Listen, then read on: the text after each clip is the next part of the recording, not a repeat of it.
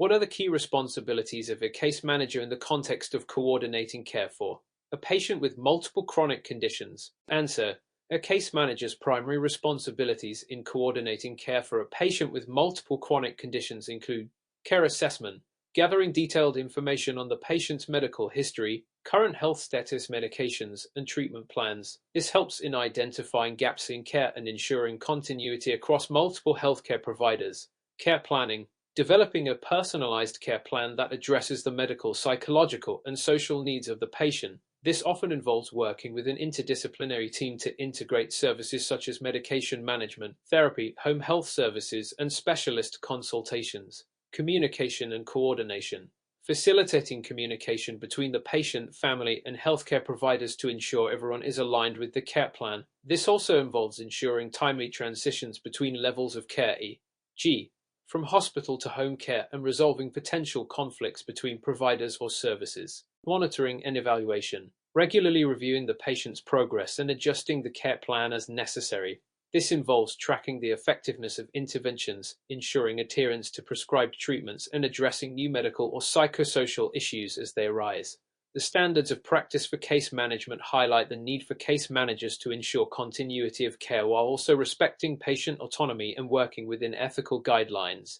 Case managers are bound by principles of beneficence, non-maleficence, and confidentiality as outlined in the Code of Ethics for Case Managers. Mrs. Garcia is a 72-year-old patient recently discharged from the hospital after severe stroke. She lives alone and has no immediate family to assist her. Mrs. Garcia needs rehabilitation services, help with daily activities, and regular medication management. As her case manager, what steps should you take to ensure Mrs. Garcia receives appropriate care? Answer. In Mrs. Garcia's case, the case manager should follow these steps. Initial assessment. Conduct a comprehensive evaluation of Mrs. Garcia's physical, cognitive, and social needs, including her ability to perform activities of daily living, adults. Assess the environment she will return to and evaluate risks such as falls or medication mismanagement. Care coordination. Arrange for home healthcare services that include a visiting nurse to manage medications, physical therapy for stroke, rehabilitation, and possibly occupational therapy to assist with regaining independence in adults. Social support. Explore options for social services such as adult daycare programs or meal delivery services to ensure she is not socially isolated. Referral to community-based organizations may also be beneficial. Long-term planning. If Mrs. Garcia's condition deteriorates or she is unable to live independently, assist with discussions about long-term care options, such as assisted living or skilled nursing facilities. Follow-up. Implement regular follow-up visits or calls to monitor her progress and adjust the care plan as necessary. Describe the difference between Medicare Part A and Medicare Part B and how each part affects case management in a hospital setting. Answer.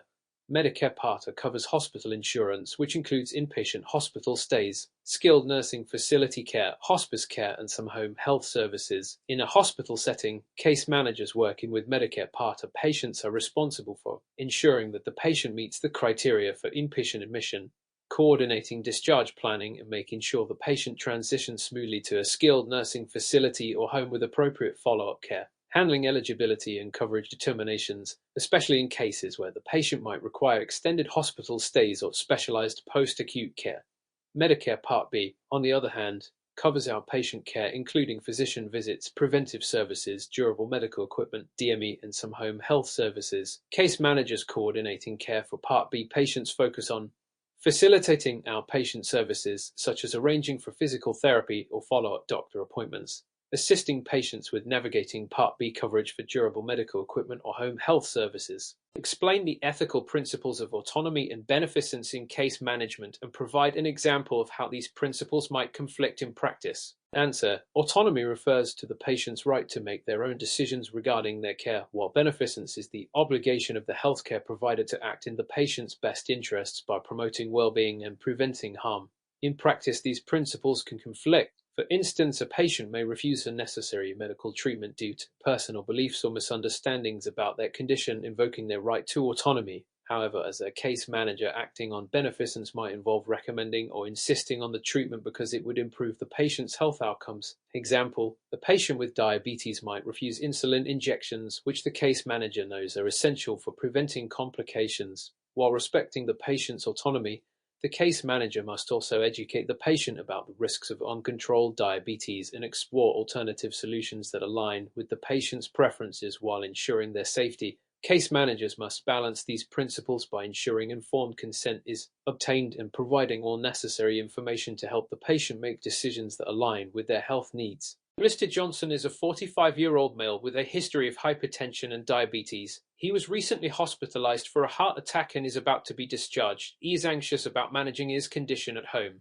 What strategies should you, as his case manager, implement to ensure his successful recovery and prevent rehospitalization? Answer: for Mr. Johnson's successful recovery, the case manager should develop a discharge plan, ensure a clear and actionable discharge plan that includes medication management, follow-up appointments with his cardiologist, and dietary and lifestyle changes to manage his conditions, patient education, provide comprehensive education about his medications, the importance of adhering to prescribed treatments and recognizing early signs of complications, care coordination, arrange for a visiting nurse to monitor his condition post-discharge, especially focusing on blood pressure and blood glucose levels, coordinate with a dietitian to help Mr. Johnson manage his diabetes and hypertension through dietary modifications, community resources, refer Mr. Johnson to community-based support services such as cardiac rehabilitation programs, diabetes education classes, and patient support groups. Following the continuum of care and ensuring close follow-up and coordination of services can significantly reduce the risk of rehospitalization.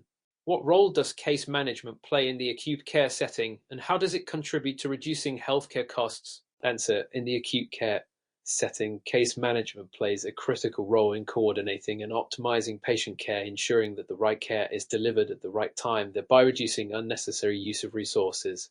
Key functions include discharge planning, ensuring that patients are discharged as soon as medically appropriate and have the necessary support and services at home or in a post-acute care setting. This reduces the length of hospital stays and prevents readmissions. Care coordination, collaborating with the healthcare team to prevent duplication of services such as unnecessary diagnostic tests and ensuring that treatments are aligned with best practices. Utilization review, conducting reviews to ensure that services are medically necessary and covered under the patient's insurance plan. This helps in managing healthcare costs by preventing overuse of services. By improving the efficiency of care delivery and promoting cost-effective interventions, case managers help to lower overall healthcare costs while maintaining high-quality patient care.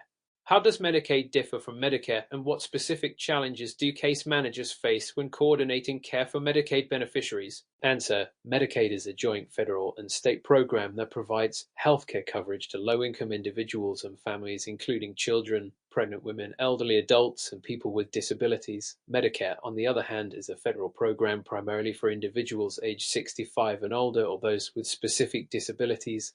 Key challenges for case managers coordinating care for Medicaid beneficiaries include coverage variability.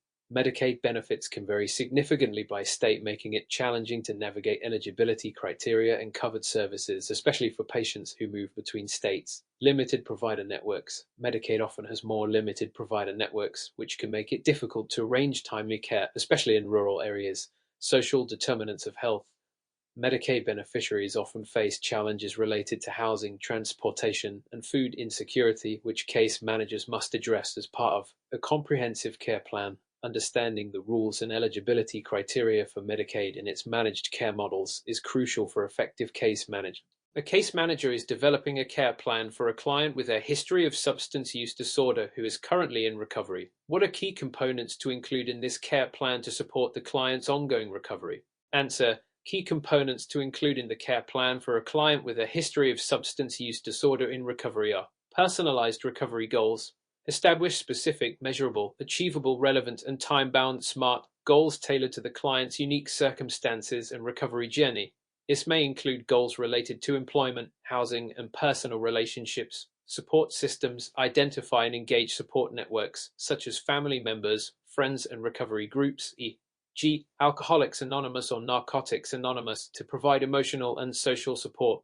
Counseling services. Facilitate access to individual or group counseling sessions focused on coping strategies, relapse prevention, and managing triggers associated with substance use. Healthcare coordination. Ensure regular medical checkups to monitor physical health, especially if the client has co-occurring mental health conditions. This may involve medication management for conditions such as depression or anxiety. Life skills training incorporate training to improve life skills such as financial management, job readiness, and stress management to enhance the client's ability to navigate challenges in recovery. Relapse prevention plan. Develop a plan that identifies potential triggers for relapse and strategies for coping with cravings or high-risk situations, including a list of emergency contacts and resources. The case manager's role is to promote holistic recovery, addressing physical, emotional, and social aspects to enhance the client's resilience and likelihood of maintaining sobriety. What are the implications of the Health Insurance Portability and Accountability Act (HIPAA) for case managers in terms of patient confidentiality and data protection? Answer: HIPAA has significant implications for case managers concerning patient confidentiality and data protection. Patient privacy. Case managers must ensure that all patient information, including medical records and personal health information, is kept confidential and disclosed only to authorized individuals involved in the patient's care. Informed consent. Before sharing any patient information with third parties, e.g., other healthcare providers, insurance companies, case managers must obtain the patient's informed consent, clearly explaining the purpose of the disclosure. Secure communications. Case managers must use secure methods for communicating patient information, such as encrypted emails or secure messaging platforms, to protect against unauthorized access or breaches. Training and policies. Organizations must implement training programs for case managers and staff to ensure compliance with HIPAA regulations and establish clear policies and procedures for handling PHI, reporting breaches. If a data breach occurs, case managers must be aware of the protocols for reporting the breach to appropriate authorities and notifying affected patients as required by HIPAA. In what ways does the case management model differ when working with pediatric patients compared to adult patients? Answer: the case management model for pediatric patients differs from that for adult patients in several ways. Family-centered approach. Pediatric case management often involves not just the child, but also their family. Engaging family members in the care process is crucial for understanding the child's needs, preferences, and support systems. Developmental considerations. Pediatric case managers must consider the developmental stages of children and adolescents, tailoring interventions to meet their unique developmental needs and milestones. Legal and ethical issues. Case managers working with minors must navigate additional legal and ethical considerations, including parental consent for treatment and involvement in decision-making, while also considering the child's rights as they mature. Coordination of services. Children may require a broader range of services, including educational support, behavioral health services, and social services. Transition planning. As pediatric patients age, case managers must focus on transition planning to adult healthcare services, ensuring continuity of care and addressing any challenges that arise during this transition. How should a case manager prioritize cases for intervention in a setting where resources are limited? Answer: prioritizing cases in a resource-limited setting requires a strategic approach grounded in risk stratification and predictive modeling. Case managers must assess each client's medical history, socioeconomic factors, and current health status to determine the level of urgency. High-risk patients, those with multiple chronic conditions, recent hospitalizations, or significant social determinants affecting their health, should be prioritized as they are likely to benefit most from immediate intervention. Tools such as the Health Risk Assessment (HRA) and predictive analytics models help identify patients who may experience adverse outcomes without timely care. For instance, a patient with heart failure at high risk of readmission may warrant immediate attention over a stable patient with a minor issue. In addition, ethical considerations play a crucial role.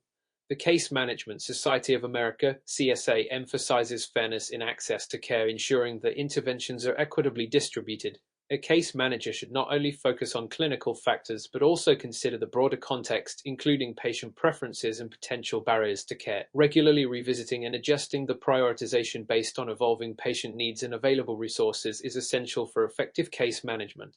What are the primary components that should be included in a comprehensive case management plan? Answer: a comprehensive case management plan serves as a roadmap for both the client and the care team, encompassing multiple critical components to ensure effective outcomes. The primary elements include client goals. These should be specific, measurable, achievable, relevant, and time-bound, SMART, reflecting the client's unique needs and preferences.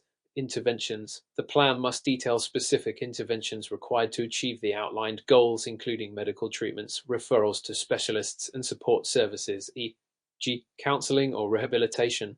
Timeline. Establishing a timeline for each intervention helps set clear expectations and deadlines for evaluating progress, facilitating accountability among all stakeholders, identifying key individuals involved in the care process, including healthcare providers, social workers, and the client, who ensures collaborative efforts are well coordinated. Follow-up and monitoring. Regularly scheduled follow-up appointments and progress evaluations are essential for adjusting the care plan as needed and ensuring the client is on track to meet their goals. The CMSA standards of practice advocate for person-centered care, emphasizing the importance of tailoring plans to the client's circumstances and preferences. Incorporating feedback from the client and their support system fosters a sense of ownership in the process, enhancing the likelihood of successful outcomes. What are the critical steps for integrating behavioral health into a case management plan for a client with chronic pain and depression? Answer: integrating behavioral health into a case management plan for a client dealing with chronic pain and depression necessitates a multidisciplinary approach that addresses both physical and psychological needs. The critical steps include comprehensive assessment. The case manager should start with a thorough evaluation that identifies the severity of both the chronic pain and depression. Utilizing standardized assessment tools, such as the Beck Depression Inventory (BEI) for depression and pain scales, helps gauge the impact of these conditions on the client's daily life. Collaborative care model. Establishing a team that includes primary care providers, pain management specialists, and mental health professionals is essential. This collaborative approach ensures that the client receives comprehensive care tailored to their specific needs. Cognitive behavioral interventions. Implementing evidence-based therapies such as cognitive behavioral therapy (CBT) can effectively help clients manage their depression and improve coping strategies related to chronic pain. Medication management. Regularly reviewing the client's medications, ensuring appropriate prescriptions for both pain management and antidepressants is crucial. Coordination with psychiatrists or pain specialists may be necessary to adjust treatment plans based on the client's progress. Monitoring and follow-up. Continuous monitoring of the client's physical and mental health alongside frequent follow-ups is vital to assess the effectiveness of the integrated approach. Adjustments to the care plan should be made based on client feedback and observed outcomes. The integrated behavioral health model, as supported by the American Psychological Association, emphasizes the importance of addressing both mental and physical health conditions concurrently, enhancing the overall quality of care. What steps should the case manager take to stabilize James's condition and improve long-term outcomes? Answer: in the case of James, a 29-year-old with schizophrenia who has experienced frequent hospitalizations, the case manager must adopt a structured approach to stabilize his condition and enhance long-term outcomes. Key steps include thorough assessment, conducting a comprehensive assessment to identify the factors contributing to his hospitalizations, including medication adherence, social support, and potential triggers for relapse. This may involve using standardized assessment tools like the Brief Psychiatric Rating Scale (ERAS), medication optimization, collaborating with a psychiatrist to ensure that James's medications are effective. This could include exploring alternative antipsychotic medications if side effects or inadequate response to the current treatment are issues.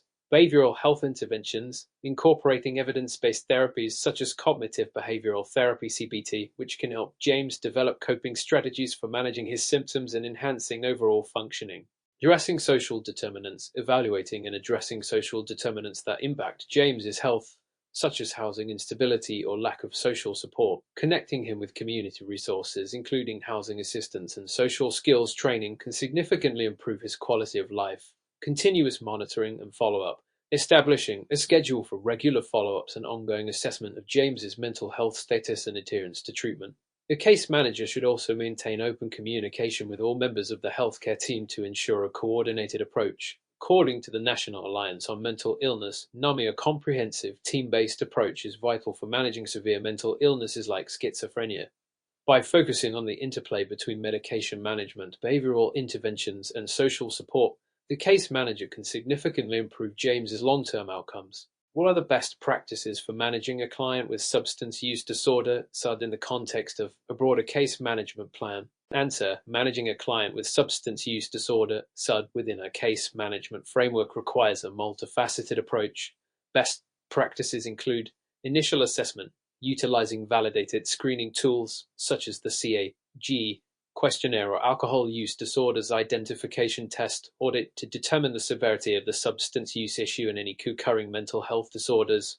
This assessment should cover the client's substance use history, treatment experiences, and social support systems. Motivational interviewing. Employing motivational interviewing techniques can enhance the client's intrinsic motivation to change. This client-centered approach facilitates open dialogue about the client's ambivalence towards substance use and promotes commitment to treatment. Referral to treatment services. Based on the assessment, the case manager should refer the client to specialized treatment programs. This may include inpatient rehabilitation, outpatient counseling, or support groups like Alcoholics Anonymous or Narcotics Anonymous. Harm reduction strategies. If immediate abstinence is not achievable, implementing harm reduction strategies can help reduce the negative consequences associated with substance use. This might include syringe exchange programs or supervised consumption sites, which can mitigate health risks. Co-occurring disorder management. For clients with co-occurring mental health disorders, it is crucial to integrate behavioral health support into the treatment plan. Collaboration with mental health professionals can ensure a holistic approach to care. Continuous monitoring and support. Ongoing assessment and follow-up are essential to evaluate treatment effectiveness, make necessary adjustments, and provide consistent support. Regular check-ins can help maintain engagement and accountability. The Substance Abuse and Mental Health Services Administration (SAMHSA) highlights that effective case management for SUD must encompass a broad range of services, addressing both the substance use and any underlying mental health issues to promote sustainable recovery. What are the critical steps for integrating behavioral health into a case management plan for a client with chronic pain and depression? Answer: to effectively integrate behavioral health into a case management plan, the following steps should be followed. Comprehensive assessment. Evaluate both the physical and mental health of the client. This includes understanding the client's pain levels, depression severity using tools like the PHQ-9, and how these conditions interact. Collaborative care model. Involve a multidisciplinary team including a behavioral health specialist, primary care physician, and pain management expert, ensuring coordinated treatment. Cognitive behavioral interventions. Incorporate CBT or other psychological therapies alongside medical interventions to address the client's mental health. Medication management. Review current medications for pain and depression, assessing the need for adjustments or alternatives. Coordination with a psychiatrist may be required. Monitoring and follow-up. Regularly assess the client's pain and mood, adjusting the care plan as necessary. The integrated behavioral health model, supported by the American Psychological Association, encourages a holistic approach, addressing both medical and mental health needs in tandem. What are the key indicators of success in the case management process and how should they be measured? Answer: key indicators of success include achievement of client goals. Assess whether the client's short-term and long-term goals have been met within the agreed timeline. Clinical outcomes. Improvement in health metrics such as reduced hospital readmissions, improved medication adherence, and stabilized vital signs. Client satisfaction. Measure through surveys or interviews whether the client feels their needs have been met. Cost effectiveness. Reduced healthcare costs without compromising care quality, such as fewer emergency visits or unnecessary tests. Interdisciplinary collaboration. Effective communication and coordination among healthcare providers. The CMSA standards of practice emphasize that success must be quantitatively and qualitatively measured using tools like patient outcome measures and cost-benefit analysis. What strategies can a case manager use to address caregiver stress and improve family support in cases involving elderly patients? Answer: a case manager can implement several strategies to address caregiver stress. Assessment of caregiver needs. Use tools like the Caregiver Strain Index to evaluate the emotional, physical, and financial strain on the caregiver. Education and resources. Provide information on available community support services, respite care, and caregiver support groups. Counseling services. Encourage the caregiver to seek counseling if they are experiencing significant emotional distress. Collaborative decision-making. Involve the family in the patient's care plan, ensuring that the caregiver is part of the decision-making process. The Family Caregiver Alliance (FCA) provides a range of guidelines on how to support caregivers and mitigate stress, recognizing their critical role in patient outcomes. How can a case manager effectively address the cultural competence necessary when working with diverse populations? Answer: cultural competence is essential in case management to ensure that services are effectively tailored to meet the unique needs of diverse populations. To address cultural competence effectively, case managers should consider the following steps. Self-awareness. Case managers must first reflect on their own cultural beliefs, biases, and assumptions. Understanding one's cultural background is critical to avoid imposing those views on clients. Engaging in self-assessment tools or reflective practices can enhance this awareness. Cultural knowledge. Acquiring knowledge about the cultural backgrounds of clients is vital. This includes understanding cultural norms, values, and health beliefs, as well as the historical context of different populations. Case managers can achieve this through training programs, workshops, or literature focused on cultural diversity in healthcare. Communication skills. Effective communication is crucial when working with diverse populations. Utilizing language services such as interpreters or translation tools can help bridge communication gaps. Moreover, adopting active listening techniques and being respectful of nonverbal cues are important in fostering rapport and understanding.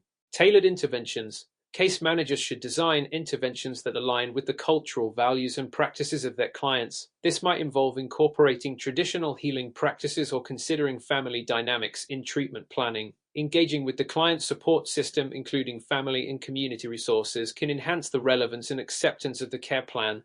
Collaboration with cultural brokers. Partnering with community leaders or cultural brokers can provide insights into specific cultural practices and beliefs. These individuals can facilitate trust and engagement, helping the case manager navigate complex cultural contexts. Continuous learning. Cultural competence is an ongoing process. Case managers should commit to lifelong learning about cultural issues and diversity, regularly attending training sessions or engaging in community activities that broaden their understanding of the populations they serve. The National Center for Cultural Competence (SCC) underscores the importance of cultural competence in healthcare, promoting better health outcomes by addressing the social determinants of health within various cultural contexts. What factors should be considered when evaluating the effectiveness of a case management intervention? Answer: evaluating the effectiveness of a case management intervention is critical for ensuring that clients receive optimal care and that resources are utilized efficiently. Key factors to consider include client outcomes. Assessing client-specific outcomes is essential. This includes evaluating changes in health status, functional ability, and overall quality of life. Outcome measures should be specific and tailored to the goals established in the case management plan.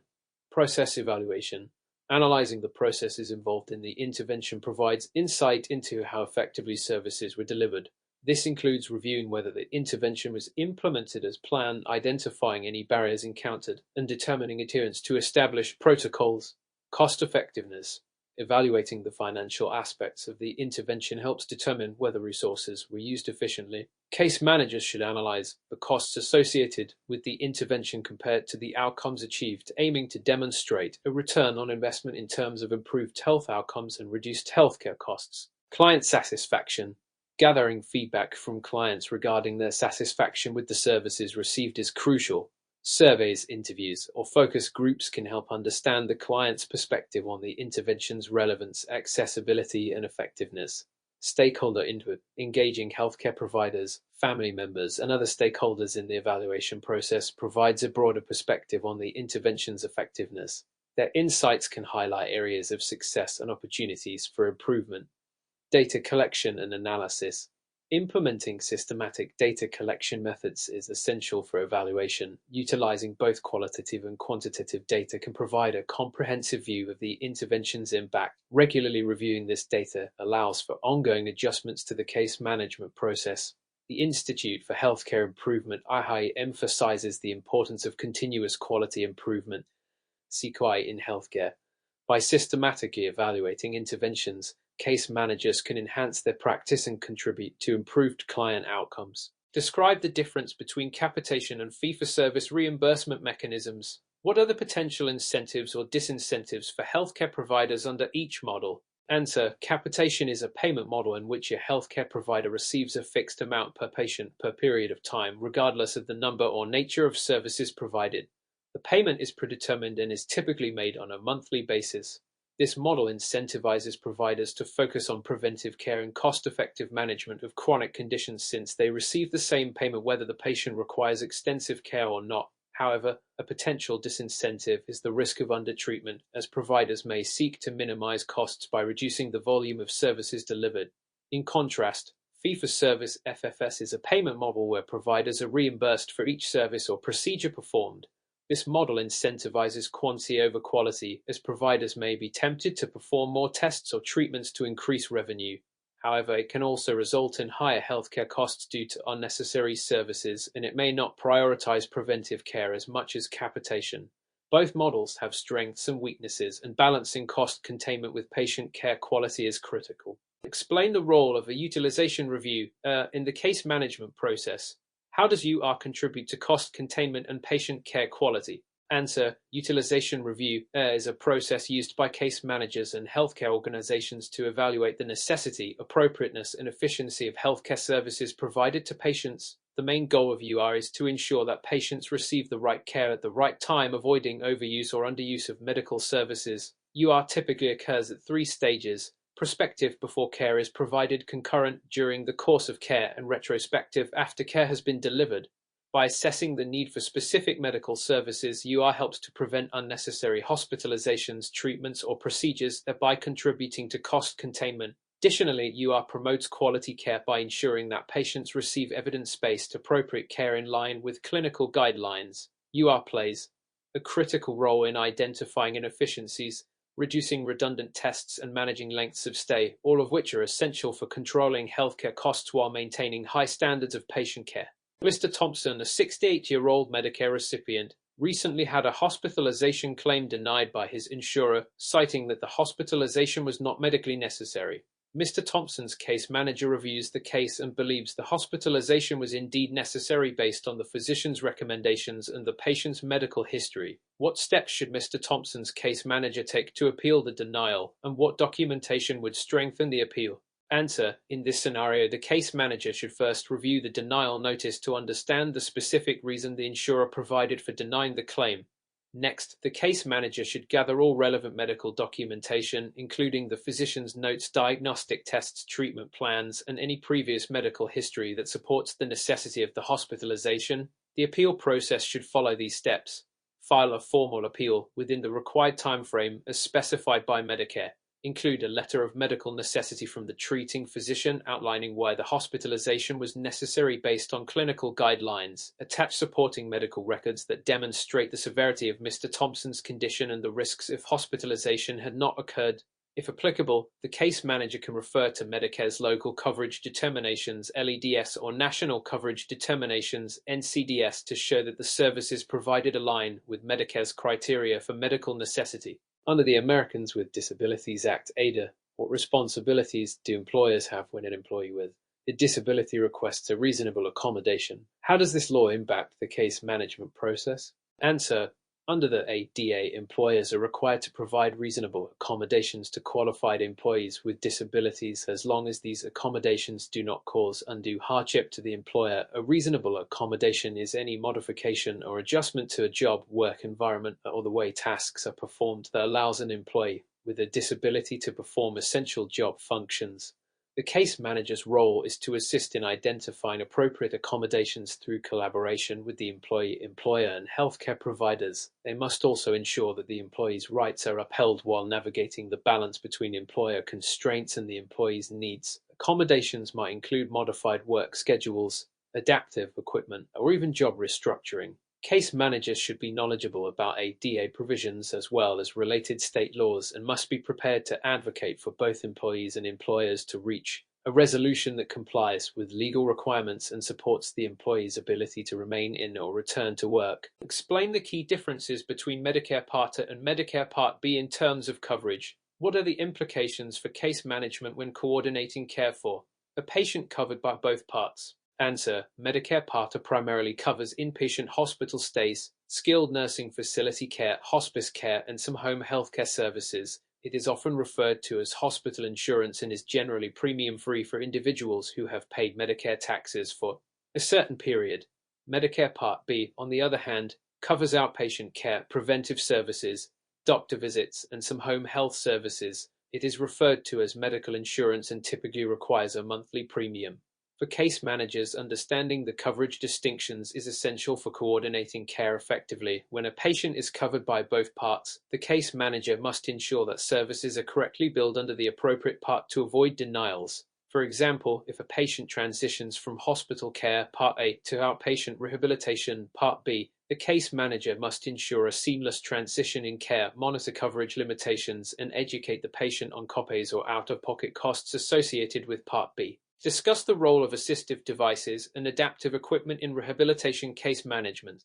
How can case managers evaluate the appropriate use of these tools? Answer: assistive devices and adaptive equipment play a crucial role in improving the functional capabilities of individuals with disabilities or those undergoing rehabilitation. These tools range from mobility aids like wheelchairs or walkers to more specialized equipment such as communication devices or home modifications. Case managers must evaluate the patient's functional limitations and needs through a comprehensive assessment. This assessment includes understanding the patient's daily activities, physical capabilities, and the potential benefits of different devices. Collaborating with occupational and physical therapists is essential to ensure the devices chosen are suited to the patient's condition and lifestyle. In addition to the initial evaluation, the case manager must monitor the patient's progress with the device, ensure proper training on its use, and facilitate any necessary adjustments. The goal is to maximize independence and improve the patient's quality of life while ensuring that the device or equipment is cost-effective and covered by insurance or other payer sources when possible.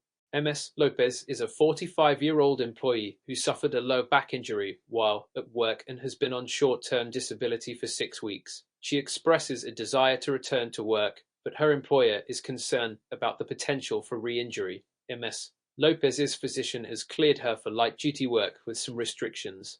What steps should the case manager take to facilitate MS Lopez's return to work while addressing the concerns of both the employer and the patient? Answer: the case manager should first review the physician's clearance and ensure that it includes clear recommendations regarding MS Lopez's work restrictions. These restrictions might include limitations on lifting, standing for long periods, or repetitive movements. The next step is to collaborate with the employer to identify light-duty work that accommodates MS Lopez's restrictions. This could involve temporary job modifications or alternative tasks that reduce the risk of re-injury.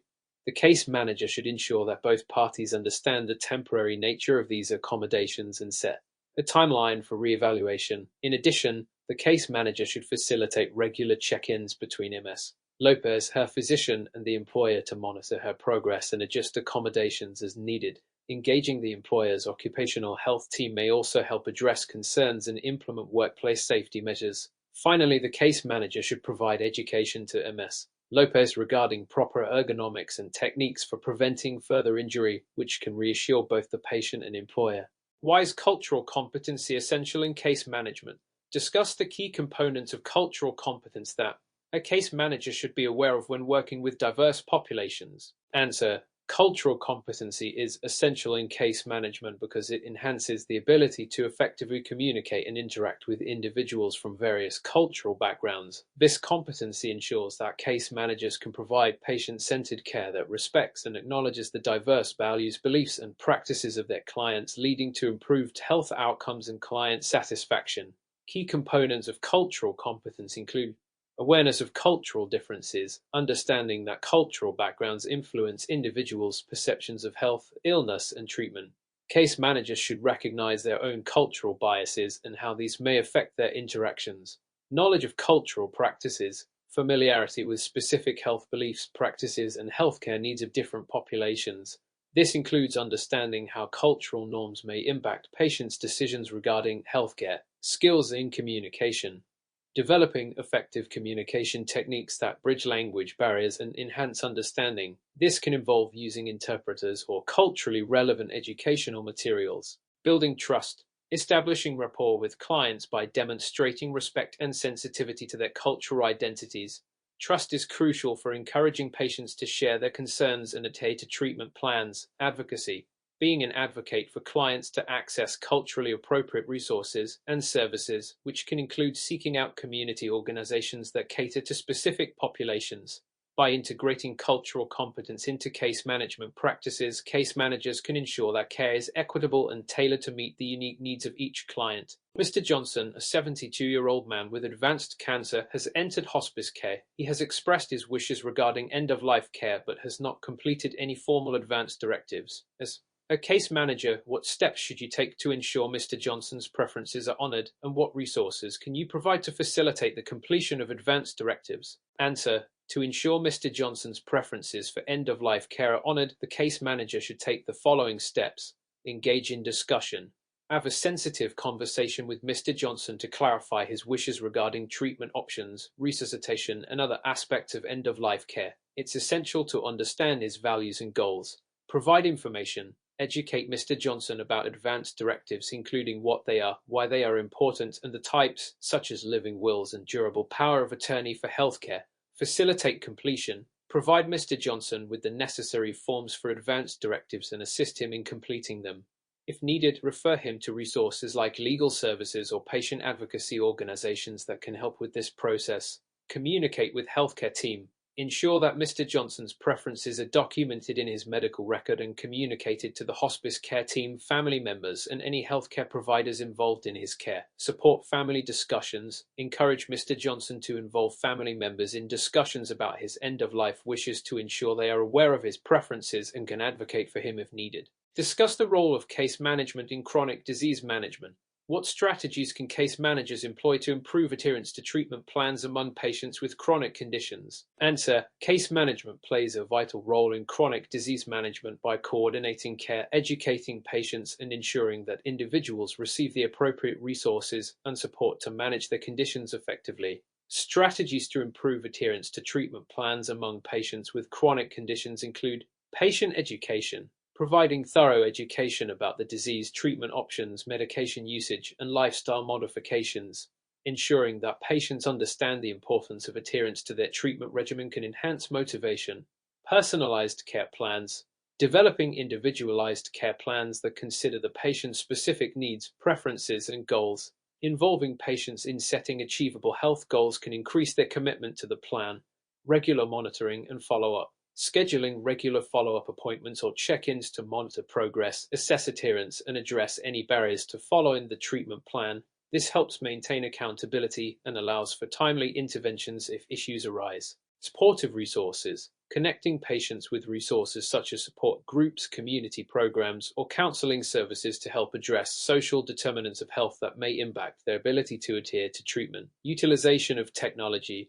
Encouraging the use of mobile health applications or telehealth services to provide reminders for medication, appointments, or lifestyle changes. Technology can facilitate ongoing communication and engagement. By implementing these strategies, case managers can significantly enhance patient engagement and adherence, leading to better health outcomes in chronic disease management.